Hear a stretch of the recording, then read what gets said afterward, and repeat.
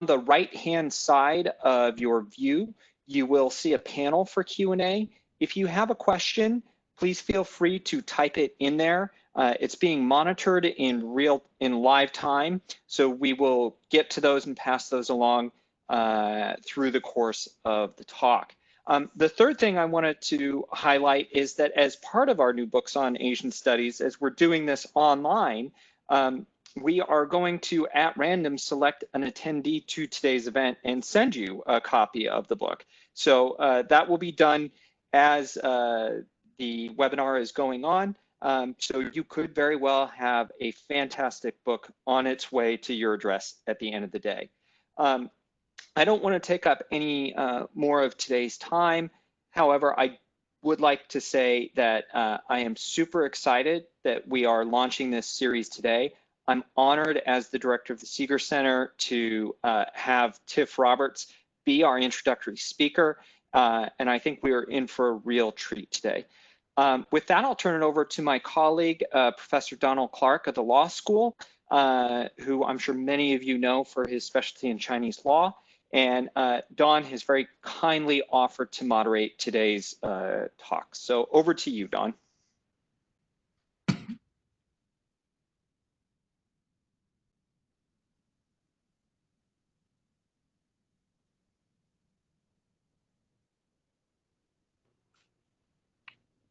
Okay, I guess not. That was a question of just some technical matters here. So anyways, good afternoon, everyone. Right, and thank you, Ben, for that introduction. So, you know, I teach Chinese law over at the law school, and that, of course, allows you to really think about anything to do with modern China. And so I'm really pleased to be able to welcome Tiff today to come talk about his wonderful new book. Tiff was the China bureau chief and the Asia news editor at Bloomberg Business Week, based in Beijing, which is where I first met him, for more than 2 decades. And he's won a number of awards for his journalism. He's now an Asia Security Initiative non-resident senior fellow at the Atlantic Council, and he's the Maureen and Mike Mansfield Center fellow at the University of Montana. He's a regular commentator on U.S. China trade and political matters, and has recently launched a China trade newsletter, which he calls Trade War. When he was in China, as you will see if you've read the book, or as you will see when you read the book, Tiff reported from all over the country, covering the rise of companies and entrepreneurs, migrant workers, demographic trends, and civil society. His recent reporting has focused more on the legacy policies from China's past, including things like the household registration system, which policies are leading to growing inequality and social tension, and arguably holding back the country's development. And that's what we're going to be hearing about today. So, Tiff, the floor is yours. Well, thank you, first of all, Ben and Don, for the very kind introduction. And I'm delighted to have the opportunity to talk about my book and talk about China today at the Sigur Center. So thank you very much. I think I would like to start today by talking about the origin of my book. And in order to do that, we have to look way back to the year 2000. At that point, I had been a journalist in Beijing, based in Beijing, and reporting on China for about 5 years. I'd come in January of '95. And in the year 2000, I worked on 2 large feature pieces. They were actually cover stories for Business Week magazine. This was before it became part of Bloomberg, that had a very large impact on me, and really changed grew my appreciation for China, and grew my understanding of China as well. And the first of those 2 covers, and I think if I do this successfully, here we go. Oh, let's see here. No, that's not working. Here we go. The first of the 2 covers. This is actually the image of that feature, and it was called China's Wealth Gap, as you can see. I did it in the year of 2000, as I said, in May, and I was looking then at the growing wealth gap that China was already experiencing this way back then, and particularly was creating divisions in wealth between the coastal areas and the interior of China, the western provinces. And this was, as I point out in the book, an offshoot of earlier reforms by Deng Xiaoping that many of you know started at the end of the 1970s, early 80s, and led to a great growth in wealth throughout the country with the economic reforms, but also heightened the differences between, again, the coastal regions and the interior of China. In the year 2000, the then president and party secretary Jiang Zemin announced a new policy called Develop the West, and it aimed to try to deal with these huge inequities then growing strongly in China. The second cover story that I did that year came out in December of 2000. As you can see here, it was called The Great Migration, and it was looking at some of the people that had that hailed from Western China. And in this case, the pictures show some people that I got to know very well in the course of writing my book and over the years from a small town in Guangdong Province. And these are the people that helped fuel the economic miracle that Deng Xiaoping launched in the late 70s, early 80s by traveling from their hometowns in rural and often in Western China to the coasts to work at very low wages in the factories and on the construction sites. So this was also the first year that I, in my reporting in China, that I visited Cuejoe. Now, Cuejoe, I'll tell you a little bit about it because it is a key part of my book. It is one of China's very poorest provinces. Back then it was, and unfortunately it is still today. It's in the southwest, largely mountainous, and again, the source of many of the migrants, some 300 million strong even today, that have gone to drive this economic miracle from the factories, construction sites, and now also in service industries. So my book, again, looks at Guizhou. That picture on the right is that of a small village called Binghua, or Binghuacun for Binghua village in Chinese, which I first visited it in the year 2000 and have spent much time in the years since visiting again and again. And it's a very typical rural Western village in that most of the young people leave because they can't really earn a good income where they're born and grow up, and go to the factories or to the construction sites. And the other area that I really focus on in my book is Guangdong Province. You can see that a picture of actually it's an auto factory, Guangzhou Auto, in the capital of Guangdong, which is the other province I focus on, which is sort of the heart of the Pearl River Delta and sort of the made in China manufacturing model that has driven growth in many ways so successfully for all these years. This gentleman here, Mo Rubo, I first met in 2000 in Dongguan, which is down the river from Guangzhou, the capital that was shown in the previous picture. And he was about 20 when I first met him. As you can see here, he was a welder in a Taiwanese-owned factory. He was one of the first people to leave the village of Binghuacun and had worked in a number of places around the country before I even met him. He had worked in Shanghai, in Ningbo, in various cities in Guangdong, and then here, as pictured it here, in a factory where he was a welder in Dongguan. This is Mo Rubo again.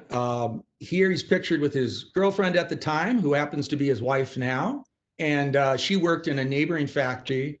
She is from Henan Province, so a completely different part of China, but also traditionally rather poor province that has also been a major source of these migrant workers. And this is a picture back from the year 2000 in the village of Binghuacun.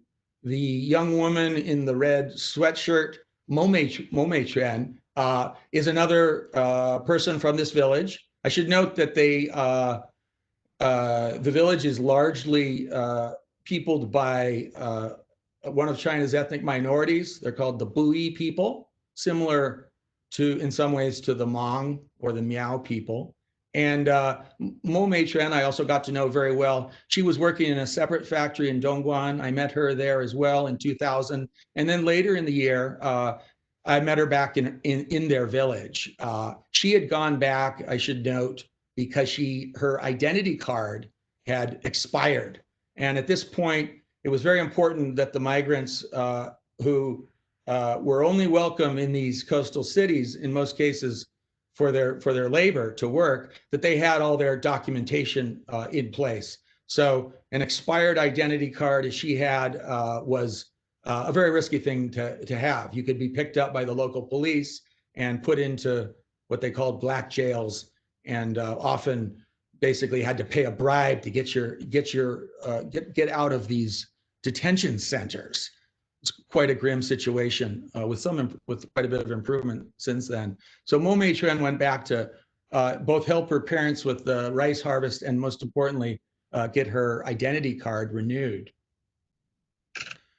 One more picture from Binghuacun in the year 2000. I should note that all these last few pictures that show the Mo's, which was the surname, as I said, of almost everyone in the village, and Binghuacun, are from a great photographer, Greg Girard. You can see him in the credits. He's Vancouver-based now, based in China for many years, and was with me on these early reporting trips, and very kindly allowed me to use some of his pictures in my book. So as you can see here, back then in 2000, these are rice fields. The village was deeply dependent on two things: subsistence farming, mainly rice, but also other things like corn, some fruits that they grew in the hills, and also remittances from the young people who left to go work in the factories. One of the key moments in China's economic history that I focus on in my book, along with Deng Xiaoping's reforms much earlier, was China's entry to the World Trade Organization in 2001. And I should say, when I was visiting Dongguan in Guangdong and Binghuacun in Cuejoe the year before, in 2000, it's about a year and a half before China entered the World Trade Organization, they were actually already, people in both places were very aware of China's imminent entry. In Binghuacun, the villagers were very hopeful that investment would flood into their village, and that their big plan was they wanted to build a vegetable processing factory, which would allow them to get more value rather than just continue with the subsistence farming that they had done previously. So China enters the World Trade Organization in 2001. As I say here in the slide, tariffs on multiple different products are reduced. Industries are opened to foreign competition for the first time. And a huge flood of foreign investment and also managerial know-how that comes with the investors comes into China. And first of all, this drives the migration, the Great Migration, to even new heights as more people, young people, leave the poorer parts of China to come work in the new factories. And also really transforms China's economy. Back then in 2000 and the late 90s, China was somewhere near the bottom of the 10 largest GDPs of countries around the world. China's WTO entry led this tremendous economic growth, also made tremendous progress in raising living standards across the country, and brought China to where it is today, which is the world's second largest economy by GDP, and according to many estimates, on track to surpass the United States eventually. It also is behind this vast expansion in the Chinese middle class, which I write about in the book, which is now, depending on who you talk to, maybe 200 to 300 million people could be called middle class in China. Parallel with China's WTO entry, the government continued, and they're doing this right up until today, with a massive infrastructure push or build out across the country. This picture is of a new expressway in Guangzhou, not too far from Binghuacun, although not close enough to impact the village's economy too much yet. This is just one example of expressways that were built throughout the country, and obviously high-speed rail that we hear so much about when we read about China today. And I should say it has changed the character of a place like Cuejoe to a great degree. Certainly in the larger cities, you can see much more wealth than before as a result of this infrastructure build out as well. So WTO entry, this vast infrastructure build out that started with Develop the West under Jiang Zemin and has continued right up until today with the present party secretary and President Xi Jinping, has had a tremendous and undeniable major economic impact on China and throughout the whole country. And as I said earlier, the GDP, world's second largest, a far vaster middle class. At the same time, China has set a goal of eliminating, they say, absolute poverty by next year. And the reason they chose next year is it's the 100th anniversary of the founding of the Chinese Communist Party in 1921. And it looks like they actually may, if not 2021, COVID-19 has slowed it a bit, they will eliminate absolute poverty by next year or the following year. They also set a goal of raising living standards so that average per capita income would reach $10,000, and they're getting very close if they haven't reached that already. But behind these tremendous economic successes, there is another reality, which is the one that I really do focus on in my book. And that is the fact that even as overall living standards have gone up, we have seen a persistent gap between coastal China and the wealthier provinces in the east and much of the rest of China. And if you look at just one measure, the gap between the incomes of those who are from the cities and those who come from the countryside. When I arrived in China in the mid 90s, that gap was about 3 to 1. So people in the cities were earning about 3 times as much on average as those in the countryside. And that gap is actually just about the same today, about 3 to 1. More alarmingly, we've seen a massive explosion of wealth inequality. And China today is actually, this isn't always recognized, but China is one of the most unequal societies in the world, has one of the most unequal countries in the world. It's on par with Russia. And even more alarmingly, the gap is growing very, very rapidly and growing, as it turns out, at a similar pace as to what we've seen in Russia. There's good research done on this by the Inequality economist Thomas Piketty, and also Gabriel Zucman at the University of California, Berkeley. So despite all this progress, we still have this dramatic gap, and actually it's getting worse. If you look at again, at the coastal regions versus the interior, and those people who hail from the cities, and those who come from the countryside. And so why is that gap still there? A major question of my book. I argue in my book, and this is not news. The Chinese government itself knows this, that one key cause of the inequality today in China is this innocuous looking little document called the Household Register, or in Chinese, the hukou policy. And so what is the hukou policy? It's basically like an internal passport system. And interestingly, really took off as a means to control the population in China during the Mao Zedong eras. During the Mao Zedong era.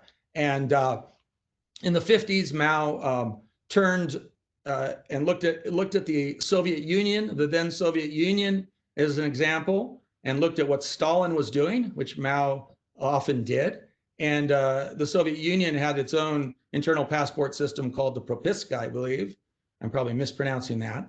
And Mao took that as an example and really strengthened the role of this household registration in China. It had been around, depending on who you talk to, for centuries in one way or another.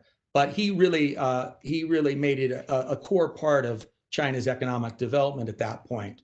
And in a great irony for a country that was supposed to, it was founded on a revolution that supposedly was for the people, the household registration was put in place to ensure mainly that China would have a docile, largely captive population in the countryside, then in the communes, to provide affordable food for an elite in the cities who were charged with industrialization.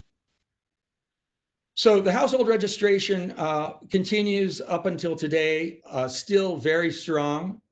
When Deng Xiaoping launched his reforms in the late 70s, early 80s, there was, as I said earlier, a move to allow rural people to leave the countryside. And this was in parallel with the dismantling of the communes, and come to help fuel the next economic miracle, which was factory to the world. So the household registration was loosened in the sense that people were much more free to travel. But some key elements of the hukou, or the household registration, remain very strong today. And most importantly, the household registration in effect ties the social welfare benefits of those people that are born in the countryside, or even if just their parents are born in the countryside, it ties those social welfare benefits to the place that they hail from. And this means, in effect, that in most cases, it's difficult for a migrant living in the city to get affordable health care there. And it also means that it, in most cases, is very difficult for them to get their children into affordable urban public schools, which happen to be far better than those in the countryside. It's also behind a human rights tragedy, which is the left behind children of China. And because the children of migrant workers are unable to bring, in most cases, and get their children into local schools, in most cases, they will often leave them behind in the villages. And it also creates this, what China refers to as the empty nest villages. This is a picture from Binghua in recent years. And many of these young migrant worker children grow up separated from their parents. In many cases, or more traditionally, they would be raised by their grandparents who and go to small village schools of very uncertain quality. And in recent years, there's been a push to try to solve that problem, but not by reforming the hukou, but by creating these very large, sometimes physically impressive boarding schools in the countryside where these migrant children are supposed to go to school. Unfortunately, whereas the hardware is often good with these boarding schools for migrant children, the software and the teaching often isn't. And they're quite frightening impersonal places. I've been to quite a few of them in Western China. The other legacy policy, and I call both the household registration and this policy the dual land system legacy policies, in that they date back to the Mao era and they were put in place then, is this, as I say here, the dual land system. Again, started many years ago, decades ago, based on the old system that officially designates all rural land as owned by the collective. Still the official designation for rural land. very much, again, is holding back the ability of those people who come from the countryside to actually live good lives and really benefit and profit from the land that they may till, or as a migrant worker, typically they'll also have a plot of land in the countryside that they are supposed to rely on. So how does the dual land policy work? Basically, it makes a distinction between the urban land and the rural land. And whereas in the cities, people who have 70-year leases in most cases to their land, which will probably be re-upped and extended when those 70 years run out, are able to actually buy and sell urban land, mainly apartments, and through that have become, we've seen this explosion of wealth in the cities. This is not true in the countryside at all. Your average farmer or migrant is unable to actually, in most cases, sell the land. And so this, again, is one of the reasons why we have seen this explosion of income inequality, probably the biggest reason. The fact that whereas in the cities, people with the urban household registration are able to profit from the apartments and houses they might have, this is not at all the case in the countryside. I should note that there is a group of people that can benefit and do benefit from rural land, and that is local officials. In effect, they're able to take land that's officially designated as agricultural, in some cases just seize it from the farmers or the migrants, in other cases pay them a small nominal amount, and basically through what in effect is redistricting, redefine the land for industrial or commercial use, and then sell it on at a great profit. And this has actually become a very important part of local finances in the countryside. The local villages and townships often will source a significant amount of their revenues from taking the land at very low cost from the people there and in turn selling it or renting it. This is a picture of this is Mo Rubois in the middle, the gentleman who was the welder in the early slide I showed you. And this is his wife, who was pictured in an earlier slide in a Dongguan market, his then girlfriend. And this is their daughter. I think she was about 6 in this picture, which is a couple of years ago. At this point, and still today, Mo Rubois and his family were living in Dongguan, not far from the factory I first met him in. He has a small business trying to sell his own brand of athletic apparel, mainly on the internet. And it's not a very easy business at all, sort of struggling day by day. This was their home and their office combined. And during this visit, again, about 2-3 years ago, he was struggling to figure out where his daughter, who was ready for primary school, would attend school, and continuing to face the challenge that almost all migrant workers still face today in China, that they can't get their children into the local schools because of their household registration not being from there, and basically leaves them with 2 choices.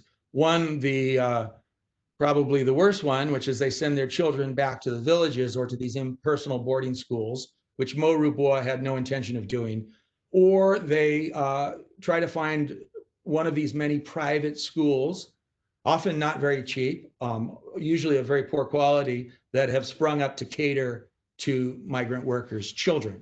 And that was what he was looking for when we met.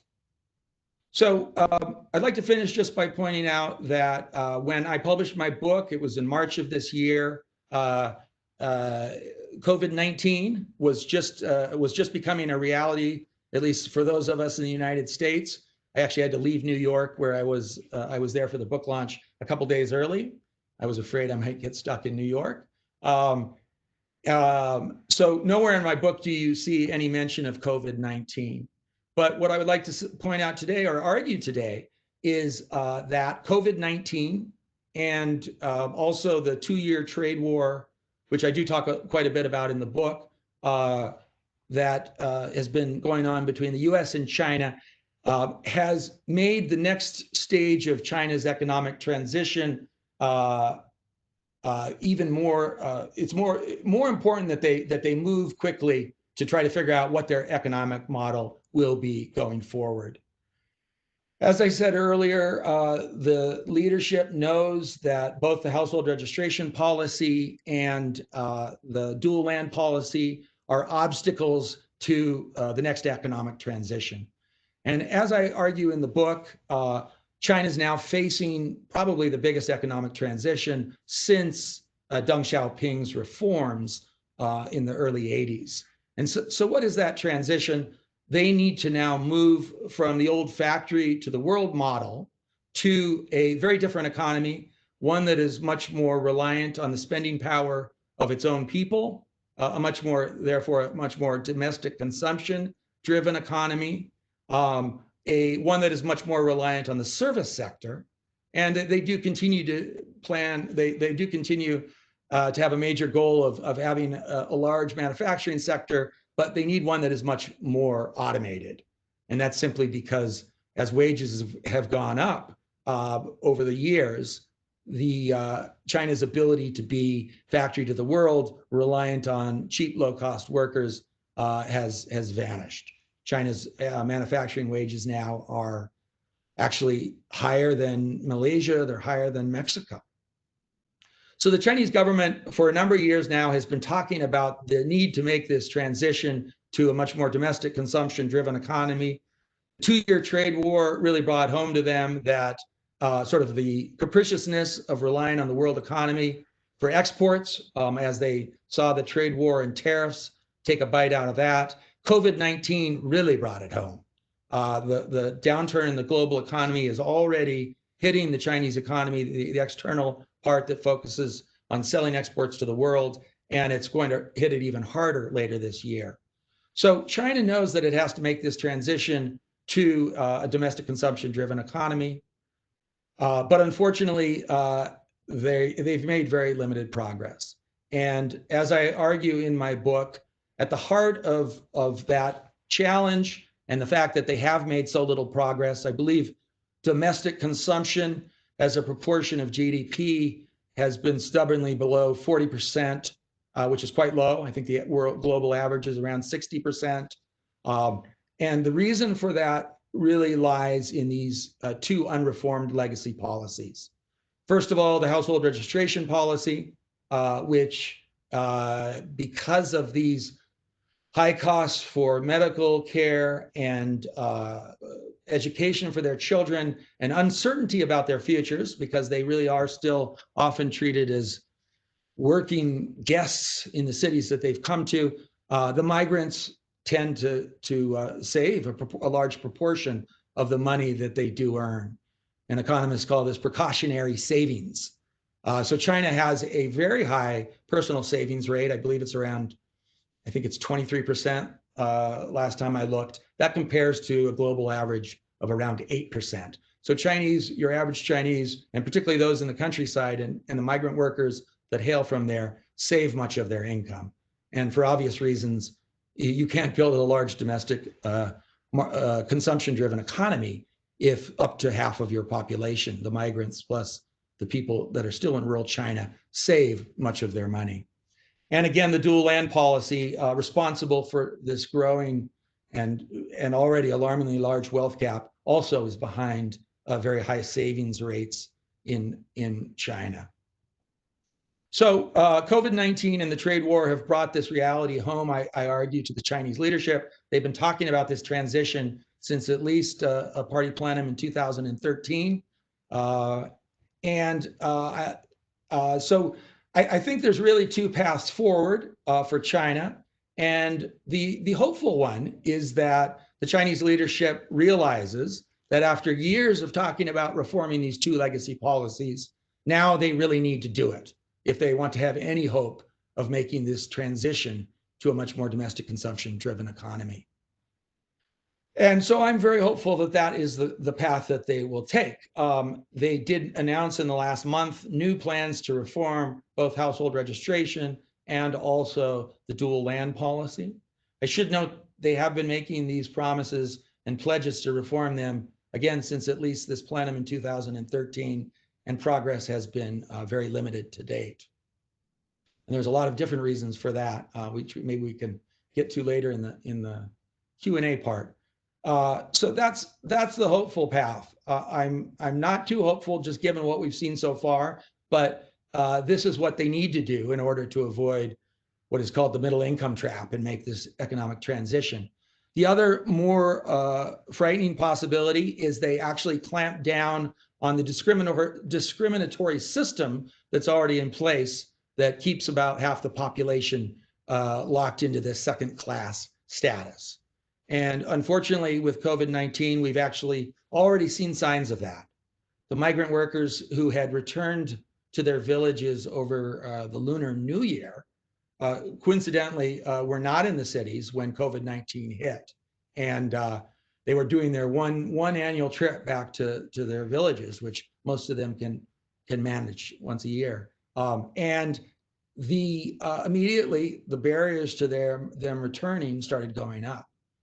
Urban people were, perhaps rightly so, worried about them potentially bringing diseases from other parts of China.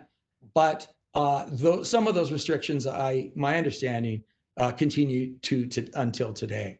And this second more alarming possibility is China responds by not continuing with reform of these legacy policies, but actually tightening them going forward.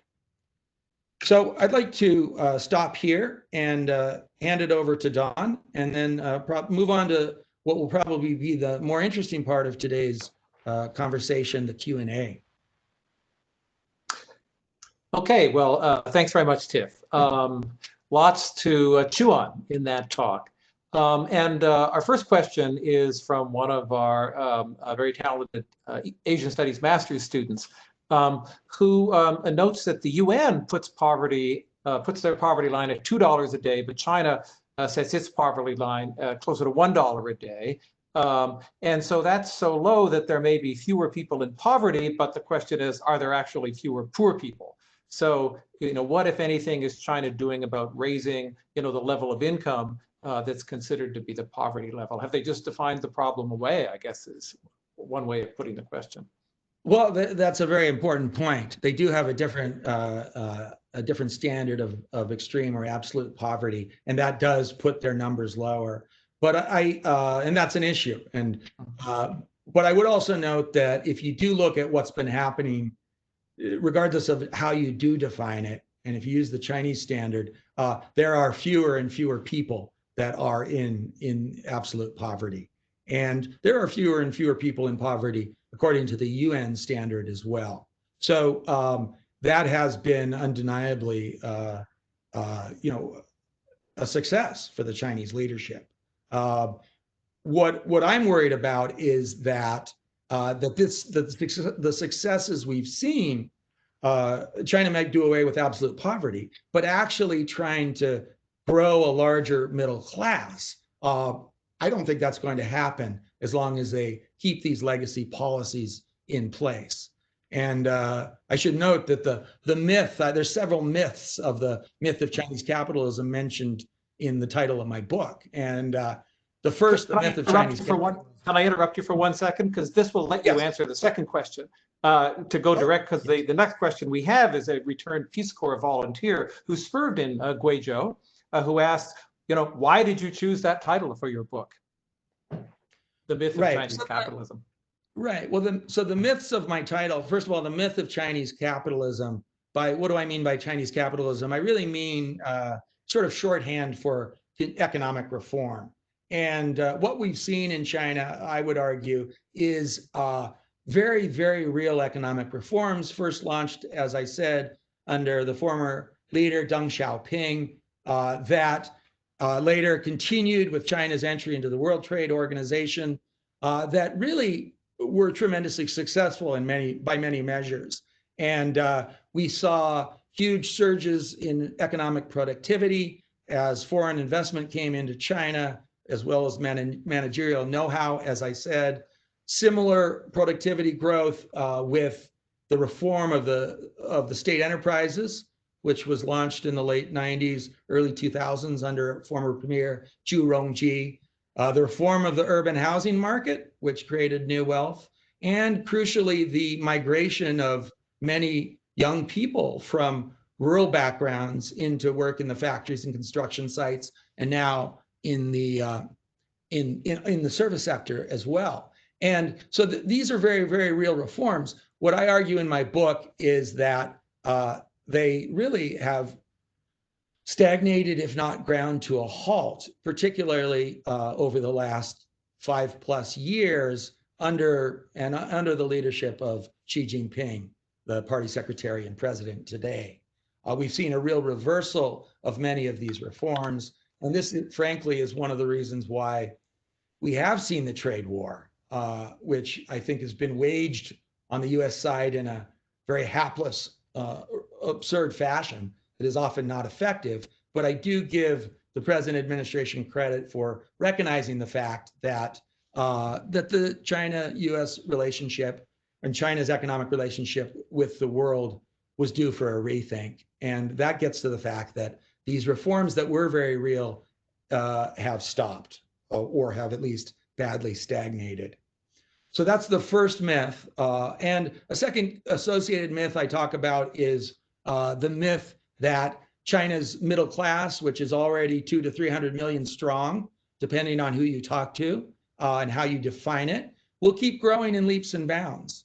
And whereas we have seen this tremendous growth, very admirable in many ways, of the middle class in China, again, my argument is that this growth will not continue unless China deals with these core legacy policies of the household registration and the dual land policy.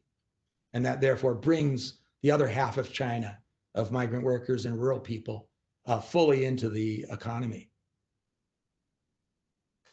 Okay, well, this, if I may, I'm going to inject my question here, or a question I had, because it follows on from where you have just been, which is, in your book you talk about, and not just you, many people talk about, China needs to do this, needs to do that, and in fact, there's a pretty broad degree of consensus, not only outside of China, but also within China, about what needs to be done, and yet it gets done year after year. So clearly there are some political obstacles in the way. Could you talk about those political obstacles? What is stopping this stuff from happening? Yeah, that's a very good question. First of all, I think at heart there's a contradiction between what the present leadership wants in terms of basically tightening control over not just politics, but also the economy and society.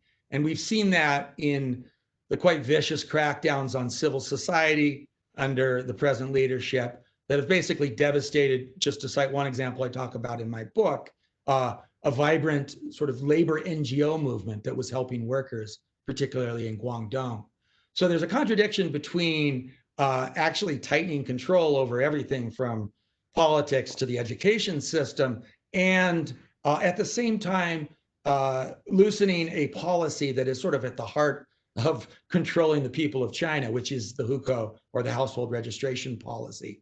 And there are concerns, I don't know how legitimate, that by loosening the hukou too rapidly, there will be problems with social instability. China, as you know, Don, and many of the audience, I'm sure, does not really have the big urban slums that you see in much of the rest of the developing world. And that in large part is because of the continuance of the household registration policy. So a big issue, I think, is at the top of the leadership, which is just how much do they actually want to loosen control by the government and the party, which is what in effect reforming and eventually ending the household registration policy would be. And at the same time, they're in this dilemma because they do know that they need to better integrate the other half of China if they want to make this economic transition. At the local level, there are huge obstacles. There is a perception amongst many officials and city officials in China that the cost of integrating migrants and rural people into the cities, the added medical costs and education costs for their children in the schools will be exorbitant. And so there's this feeling that you get a lot of pushback from local officials who say Beijing might think that it's necessary to integrate migrants better into the cities. We don't think so. It's going to be too expensive. I should note that there are researchers in China that argue that actually that this is not the case, that bringing these migrants in, who after all are very industrious and come to the cities to work, actually could end up not raising costs much. You know, if they were paying taxes, they would be good productive members of the city and would cover many of the medical and education costs that would arise as they were integrated into the system. And then finally, a real, and this I find sad in some ways, a real obstacle is from those people in China, about half the people that have been beneficiaries of the current household registration system. And those are the people with urban household registration or with household registration in these different cities around the country. And we've seen in recent years actual protests by urbanites against well-meaning policies by the central government to try to bring migrant children, more migrant children into public schools in the cities. So we actually in Nanjing and Jiangsu a couple of years ago, we had urban parents protesting outside of the education ministry saying, don't let them into our schools. You know, they already face huge competition in getting their kids into the best urban schools, even without the competition coming from the migrant children. So those are all real obstacles. Okay, thanks. Sorry, there's just some confusion going on in the question list here. So let me ask. This is go to a question. Maybe combine two questions, which is excuse me a second. So this is a very broad question. We all know this famous quote attributed to John Steinbeck, right? That says socialism never took root in America because the poor see themselves not as an exploited proletariat, but as temporarily embarrassed millionaires. And you know, so in your travels in China, you know, talking to farmers and laborers, what did you find that they generally saw as the cause of their hard circumstances? You know, did they tend to blame the system or did they tend to blame themselves? And so how, or, you know, if at all, has this wealth inequality that you talk about and that is so noticeable threatened the legitimacy of the Communist Party, if at all? Yeah, well, you know, for many, many years, I wouldn't say they blamed themselves, but typically what you would see is they blame the local governments. And I write about this in the book, actually. You know, time and time again, I would meet locals local farmers or migrants might have seen their land taken away from them. And they had this hope that, you know, first of all, they blamed the land taking or whatever had befallen them, whether it was a factory that hadn't paid their wages, they blamed it on the local manager or the local officials. And they had this hope that if they could just make it to Beijing and have the audience with the right official from the central government, all these problems would be solved. And as I argue in the book, I think this has been sort of key to the continuance of the Communist Party in China. This idea that there's this benevolent party elders off in the capital that actually have your best interest at heart. That actually, I've seen many signs over the last years, has been unraveling. And you know, why has it been unraveling? Again, another point I make in the book is there's this implicit bargain that the party has put out to the people, which is we will continue to guarantee that your living standards will go up, and you in exchange will not directly criticize the Communist Party. You will not demand real civil society rights, and we'll just continue this way. And first of all, that policy from the very beginning was a bit frayed for those people in the countryside and the migrants, simply because they've never done as well as those people in the city. And more importantly, in recent years, as we've seen the myth of Chinese capitalism become more obvious and reforms really stagnate, the incomes have not continued to grow in the fashion that they have in previous years. I think China's due for some really significant economic shocks later this year and beyond. And I think that that bargain, implicit bargain with the party, is starting to fray. If you look at individuals and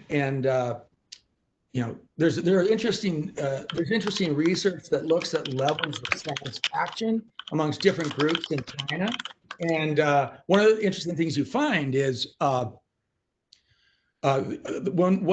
piece of research was looking at urbanites, migrants, and rural people in the countryside.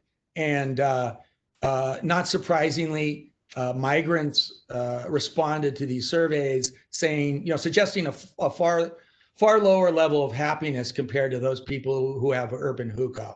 And that's not unexpected, because people in China, like everywhere, often compare their lot to those people around them. And these migrants actually saw that the urbanites were doing far better. By the same logic, interestingly, many rural people actually, although their incomes are much lower than the migrants, they typically will express higher levels of satisfaction than the migrants, simply because they're probably not as aware of the wealth gap, because they don't have that exposure to urban areas. So my years spent with migrant workers, as I said, there's been, I would argue, a transition from feeling like there's this benevolent emperor off in Beijing, which is the Communist Party at the central level, that could help them if they could just get the news out about how they're being abused by the locals. That's really started to change in recent years. And awareness of things like the household registration and how it keeps them in second-class status has become much, much stronger amongst the migrants. And this in part is because of there was a national sort of reckoning, soul searching over the last 10 years when a number of migrant kids that were left behind children died in these awful circumstances. One group of kids, were trying to keep themselves warm, actually in Cuejoe, by living inside of a dumpster, and started a fire in there and all asphyxiated. These things became nationally known on the internet, and this awareness that the household registration system has a very ugly side to it became popularized. And I think that's very, very true as well amongst migrants today. This awareness is much, much more heightened from before. Okay, thank you very much. Here's a question that's going to combine some questions from our participants. What percentage, if you know, of the population, overall, sort of remains in this kind of stagnant rural or village level of society? So in other words, I guess if you took the whole population of China and you subtracted out urbanites and you subtracted out migrant workers who have left their villages, how many are actually, what proportion is left in the villages? And then since this new urbanization program, which you write about, was launched in 2014, what respects and where has discrimination against migrants working towards equal urban citizenship been reduced? And conversely, where has it actually worsened? So to the first basic question, the number complicated question. Yeah, the first question, I mean, what's important to me is not looking at the number of people that are still in the countryside, although that number would be several hundred million. What's more important is looking at who actually has household registration in the rural areas. So that includes the migrants. That group, we're talking about still around 300 million migrants. An enormous number compared to the US population, and you get a sense. And roughly the same number of rural people back in the countryside. So we're getting close to about half of China's population that are basically treated as second-class citizens because of these legacy policies. Very, very substantial. So where has discrimination gotten worse and where has it gotten better? China, as I said earlier, has been very aware that they cannot make this economic transition to a more domestic consumption-driven economy without better integrating migrants and rural people. So there have been efforts to try to liberalize the household registration policy. And Where it's really happened is in smaller tier cities, as is the want of the party in Beijing. Policies have to come down from on top. So China's party, and again in Beijing, has been very involved in deciding how household registration can be reformed and where it should happen first and where it should never happen at all. And there's been this idea that let's choose smaller tier cities. Maybe the economy is not that good. Maybe they have a glut of housing there with ghost cities that they need to fill. Let's let the migrants go there. Less often unasked is, where will the jobs be? If it's a failing economy already, how are the migrants going to reverse that? Where are they going to get the money to buy these vacant apartments? But those places have become more welcoming. Discrimination has gone down simply because those places feel that they might benefit. They're not doing very well already. They feel they might benefit from the migrants. Where discrimination, I would argue, has gotten much worse is in China's big showcase cities, which coincidentally, or not coincidentally, often happen to be the places that the migrants actually would like to go to.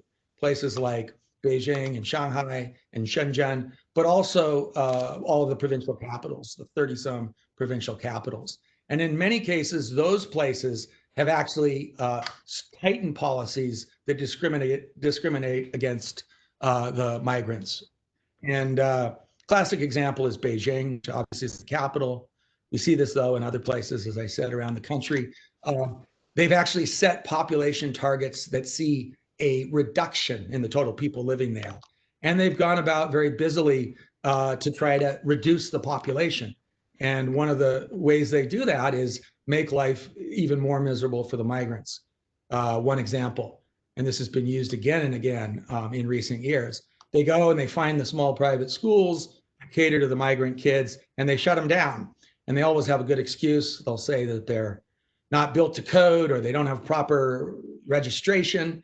But it seems in most cases the purpose is very obvious. They want to force those migrants that have brought their children to the city to leave simply because they no longer have a place where their children can go to school. So you do see this mixed picture in terms of discrimination around the country. Okay, so here's another question from yet another returned Peace Corps volunteer who served in Guangzhou. So we're having kind of a Guangzhou reunion here, it seems. And the question is, with China's tendency to stick to dated ideas, and I can add editorially, not just China, do you think Guangzhou will ever rid itself of the stigma of being poor, considering current development initiatives to redefine the province's image?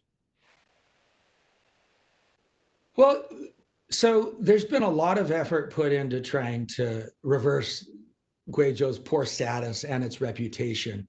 And that has a lot to do with certain officials that were close to the big boss, Xi Jinping. So until a number of years, until I think the last party Congress, so 2 years ago, I think, the top boss in Guangzhou was a gentleman named Chen Minar, who well, rather very importantly, had a connection with Xi Jinping going back many years to when Xi Jinping, long before he took the national stage, when he was a party secretary in Guangdong Province. And so what happened during Chen Minar's reign in Cuejoe was suddenly a lot of the national attention was focused on trying to deal with the poverty there and grow the economy. A lot of money came into Guangzhou, but again, I would argue not always in a way that benefited the actual people in Guangzhou as much as it should have. What happened under Chen Minar with the blessing of Xi Jinping was the push to make Guangzhou, and particularly its capital city of Guiyang, into a national big data center. And this brought a lot of big multinationals, including Apple, and big Chinese companies and Taiwanese companies like Foxconn, China's big mobile companies, Alibaba, to establish data storage centers in Guiyang and in the mountains. They actually bore holes into the mountains and would put their big servers in there for storing all the data from the internet. But this brought a lot of money and wealth into the capital city of Guangdong. Real estate values went up, but somehow overlooked was the fact that big data is an industry that needs very, very few workers. So whereas a lot of money and capital investment has come into Cuejoe, there's been much less progress in actually creating jobs as well for these returning migrants, which we're seeing in China, not just in Guangzhou, more and more migrants actually considering and in some cases returning to the countryside to try to reinvent themselves. And so again, maybe you could argue a well-meaning effort by the central government to try to transform Guangzhou and its reputation, but with limited value, I would argue, for the actual citizens, the people of Cuejoe and the people that I write about in my book. Okay, thanks. So here's a question about COVID-19 and the Belton Road Initiative. How will COVID impact China's investment abroad, particularly in light of Xi Jinping's recent drive to make the Belton Road Initiative more environmentally friendly? Is a green BRI now unlikely due to the post-COVID-19 economic crises around the world?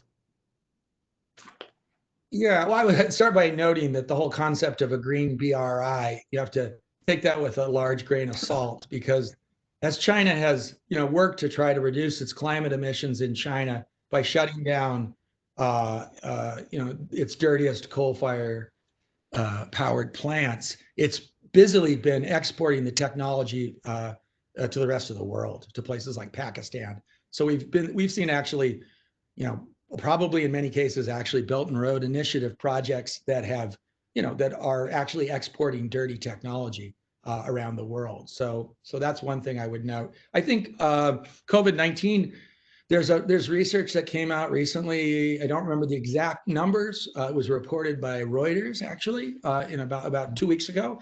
That said, if I'm not mistaken, maybe I do remember the numbers. I think it's 30 to 40% of BRI projects have been affected by COVID-19, and I think it was a government research project out of China. So I would assume that there is going to be a significant impact. On the other hand, I would note that BRI is just as much, I think, about politics as economics. China trying to spread its soft power or hard power, soft power in most cases, around the world. And so for that reason, China will continue to put a high priority on trying to push the Belt and Road Initiative.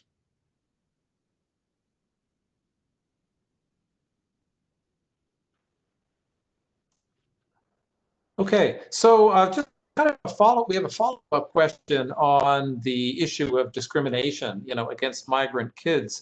So Dongguan, for example, would count as, not a large city. It's not the Beijing, Shanghai, Tianjin, and yet, your friend there is still having all these difficulties getting his daughter into a public school, even in Dongguan. So does that not kind of suggest that this discrimination, even in medium-sized cities and small cities, remains a big problem?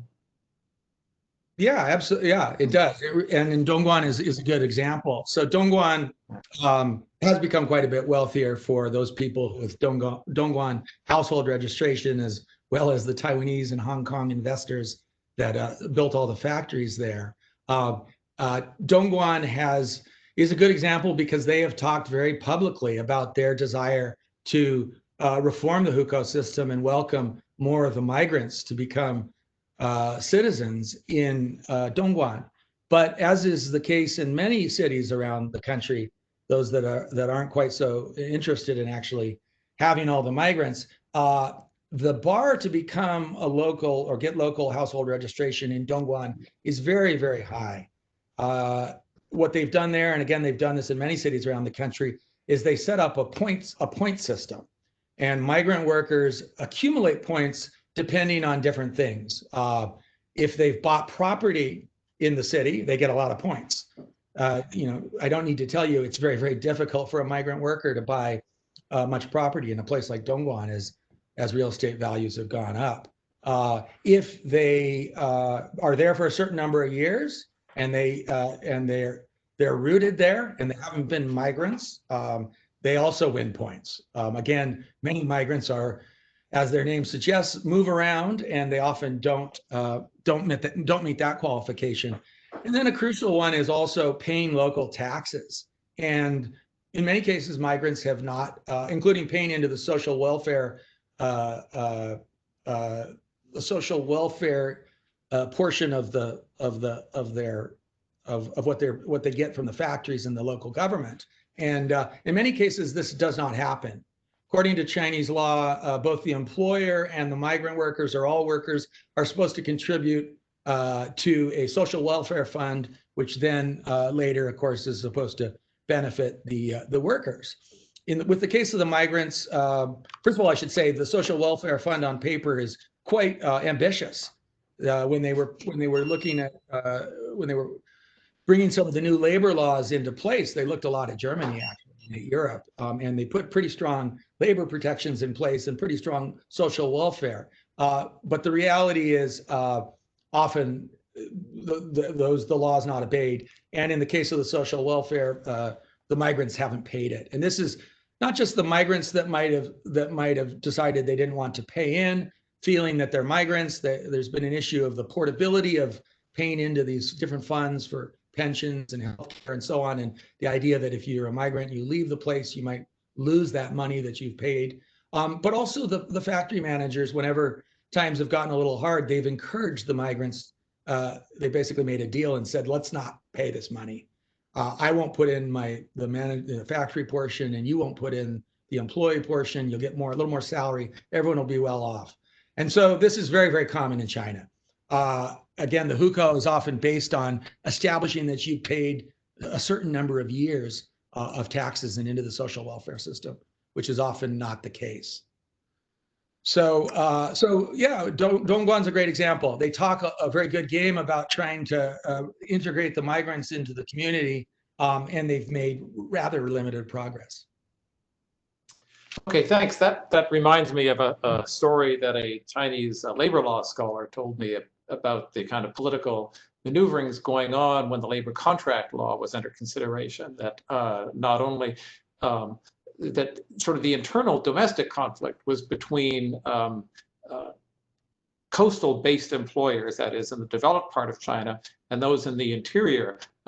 Those in the interior were happy to have this kind of labor contract law go into effect because they knew that they wouldn't have to, obey it because enforcement would be lax. Whereas those on the East Coast, where things are, done more in an organized way, they were concerned that they would lose competitively because they would have to obey it, therefore, and end up paying, just generally having higher labor costs. So the interior kind of viewed it as a competitive advantage to have these labor protective rules set up because they knew they wouldn't have to obey them. So kind of a general question, everybody, not just China, right, has problems moving from middle income status to rich country status. What's the argument, I guess, if you're indeed making that argument, that China's problems are worse or in some way more intractable than say, India? Well, absolutely. I mean, the challenge of making that leap from and not getting stuck in the so-called middle income trap is one that we've seen real around, in countries around the world. I would argue that other countries will have internal migrants. There's no doubt about that. What China has that really no one else seems to have is an actual system in place with the household registration and also with the dual land policy that basically a system that discriminates against close to half the population. And as I said earlier, ensures that the healthcare, that the education, the ability of the migrants and rural people to spend is severely limited. The dual land policy also is very much behind this explosion in the wealth gap, as I mentioned earlier. And again, the dual land policy is something unique to China. And, you know, whereas other places and India certainly struggle with these issues, China has these policies that they don't have. And, you know, in the case again of the wealth gap I mentioned, as I said earlier, it's at now one of the most dramatically unequal societies in the world, which a lot of people don't really realize. And it continues to grow very, very rapidly. And that's something that is also very worrisome for China today. Okay, so here's a question that's asking about the relationship, if any, in your view, between the hukou system, that is the household registration system, and then this system of social credit, you know, which China is kind of rolling out in various, you know, ways and in various realms of activity, I guess, across the country. You know, for those who aren't familiar with the social credit system, I guess it might be a misnomer to think of it as a single system. It's certainly sometimes been misreported as everybody, you know, getting a single number, you know, like something out of Black Mirror. But it's really a general kind of umbrella term for a set of, you know, policies and institutions and ways for the government to in a sense, keep track of what you're doing and who you're associating with. It's still probably, I would say, in a rather primitive stage, but I think the ambition is certainly to make it much more thoroughgoing. And so, you know, is the hukou system, is perhaps the reluctance of the government to get rid of the hukou system because it's a serviceable tool to integrate with this general system of social control represented by the social credit system? Well, I think first of all, you're absolutely right to point out that it's more a huge number of different systems, piecemeal, city by city, township by township around the country, and they all have different standards of how you win good points or alternately get bad points. So in terms of the relationship to the hukou, I don't know that there's been any attempt to integrate it. It wouldn't surprise me in the least if a migrant were to accumulate a bad social credit system that in the future, or maybe even today, that would affect their ability to actually get local registration, you know, convert to a local household registration status. I'd be very surprised if it wasn't looked at, certainly going forward. Where the social credit system has had a real impact on migrants and on workers for a long time is, even before we were all talking about the social credit system, is it's been used, something like the social credit system, you could argue, has been used to control worker activism. And what do I mean by that? I mean, typically what happens if there is a large labor protest in China, and they continue to happen despite the crackdown, is there's sort of a twofold response from the local government. And on the one hand, they try to help out. They try to determine what the workers are protesting about. Is it wage arrears that haven't been paid? You know, is there something else? Have the workers just discovered that you know the manager of the factory was not paying into their pension funds? And they try to redress that problem. And so they try to fix that.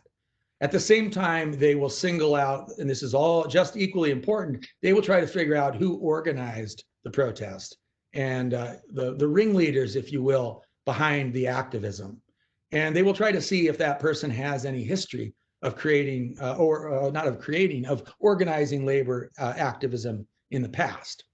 And what you've seen now for a whole number of years is those people that are singled out and seen as somehow troublemakers by the local governments will find quickly that, first of all, you know, if they're very unlucky, they'll be incarcerated and put in jail for provoking troubles or whatever the legal charge is, trumped up legal charge, gathering a crowd and disturbing social order.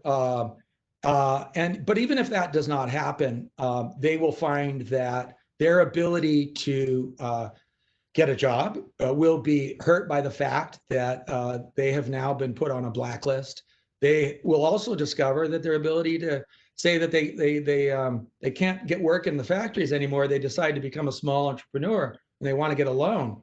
That may be that may be impossible. There's multiple, this has been going on long before we started waking up to the reality of social credit for laborers, and particularly those that the government sees as activists in China. Okay. Question about infrastructure. You showed that wonderful looking highway, winding through the mountains in Guangzhou. It's not that you see in many American cities. Having spent a lot of time driving in New York at one part of my life, I can say that looks like I would love to be able to drive on a road like that. But that raises the issue. Is China maybe spending its money kind of on the wrong, in the wrong places? With infrastructure spending, of course, that boosts GDP by the amount you spend, but obviously, as we all know, digging a hole and filling it up again also boosts GDP. But is that does China maybe have too much infrastructure? Is that a useful way to spend money in Guangzhou by putting this giant expressway there? It's hard to make that call about whether it's too much infrastructure. What I would say is the money could be better spent elsewhere, and policies could be changed that would be much more effective. And by the policies, I'm thinking of loosening up the hukou policy and trying to find a way to change the dual land policy. Those would actually have a much larger impact on local incomes than actually building another large new expressway. The roads are amazing.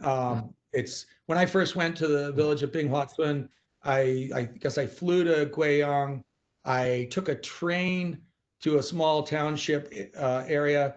I then got in a little truck and drove, and ultimately I actually got in a horse cart back in 2000 because the roads were so muddy. I couldn't get to Binghuatun.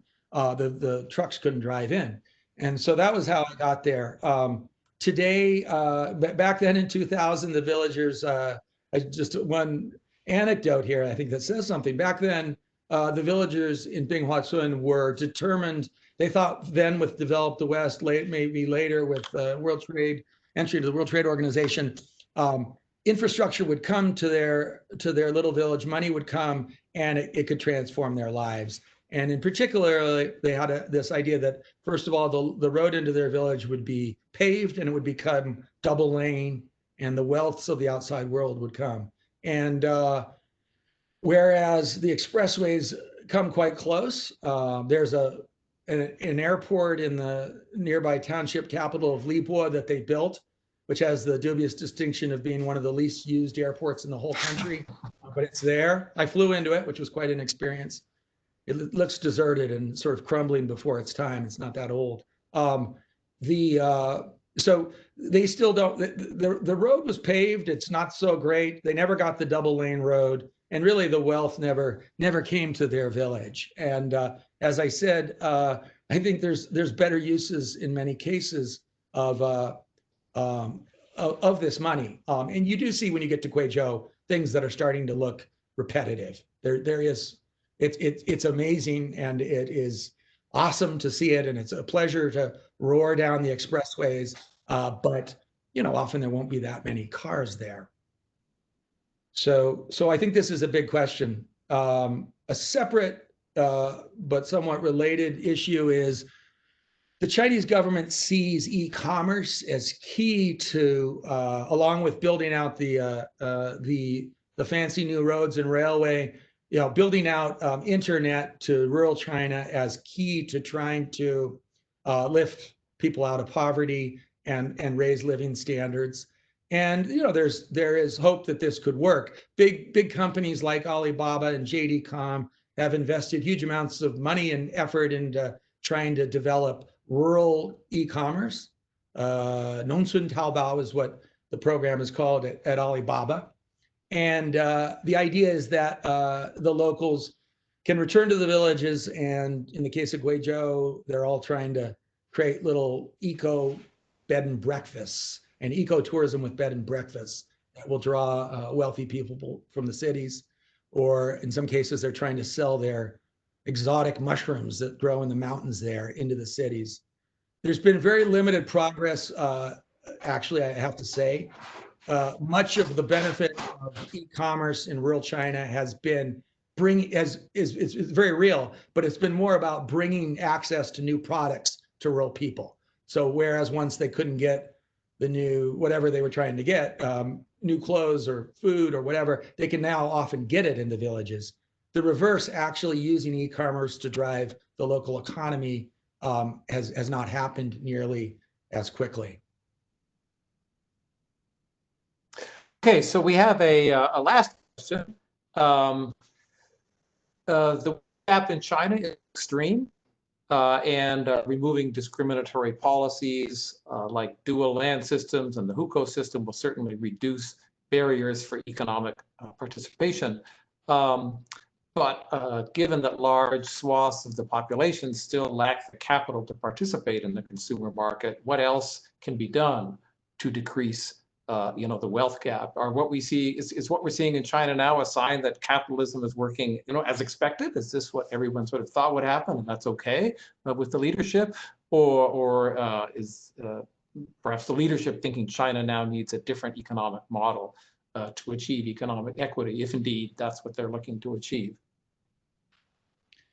Well, I think the original idea, and Deng Xiaoping stated this fairly clearly, was that it was almost a Chinese version of trickle-down theory. This idea that, as however he put it, Deng Xiaoping said something along the lines of, let some become wealthy or let some become rich first. And the idea was, we'll start with the coasts, and gradually that will extend into the interior of China and lift up the whole population. It'll take time. There will be inequality, but ultimately it will benefit all in a very substantial way. And I think what we are seeing today in China is they're coming up against a hard reality, which is that actually this trickle down, if that's what you want to call it, is not going to continue to work as long as they continue to maintain these discriminatory policies. And so that's sort of the heart of my book and the argument that I make, that as long as you have a system in place, and it's decades and decades old, it hasn't gone away. It's been changed, but it hasn't gone away. That ensures that close to half the people have a different status and a second-class status. This growth cannot continue. Living standards cannot continue to grow to the degree that they have in the past. So I think this is something that we should all be concerned about. The Chinese leadership knows this.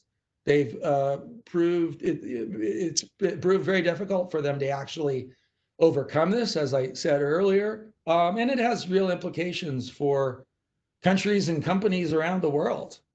This idea, which is another myth of my book, that China will continue to be the global growth driver that so many companies, multinationals, have come to rely on, that's not going to happen. Simply not going to happen if there aren't these very substantial changes made in the legacy policies within China.